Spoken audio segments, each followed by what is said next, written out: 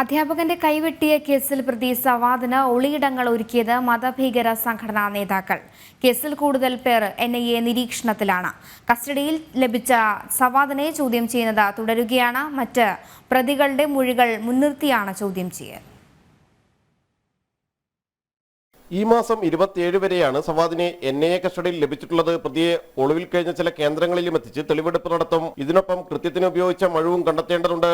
സവാദിന് സുരക്ഷിത ഒളിയിടങ്ങൾ ഒരുക്കിയത് നിരോധിത ഭീകര സംഘടന PFI ഉൾപ്പെടെയുള്ള മതഭീകര സംഘടനാ നേതാക്കളാണെന്നാണ് വിവരം. ഇത് സംബന്ധിച്ച് വിശദമായ ചോദ്യം ചെയ്യൽ പുരോഗമിക്കുകയാണ്.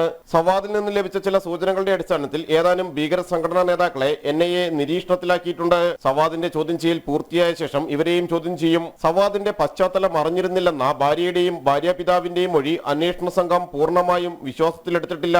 ഇവർക്ക് സവാദിനെ പരിചയപ്പെടുത്തി കൊടുത്ത ചിലരെയും NIA ചോദ്യം ചെയ്യും. കണ്ണൂർ മട്ടന്നൂർ ബേരത്ത് നിന്നുമായിരുന്നു സവാദ് പിടിയിലായത്. 2010 ജൂലൈ 4-നായിരുന്നു ചോദ്യപേപ്പറിൽ മതനിന്ദയുണ്ടെന്നാരോപിച്ച് മതഭീകര സംഘം തൊടുപുഴ ന്യൂമാൻ കോളേജ് അധ്യാപകൻ പ്രൊഫസർ TJ ജോസഫിന്റെ വലത് കൈപ്പത്തി വെട്ടിമാറ്റിയത്. സവാദായിരുന്നു കൃത്യം നടത്തിയത്. വെട്ടാൻ ഉപയോഗിച്ച മഴവും കണ്ടെത്തേണ്ടതുണ്ട്. എവിടെയെങ്കിലും ഉപേക്ഷിക്കുകയോ മറ്റാർക്കെങ്കിലും കൈമാറുകയോ ചെയ്തിട്ടുണ്ടാകുമെന്നാണ് അന്വേഷണ സംഘം കരുതുന്നത്. ജനം, കൊച്ചി.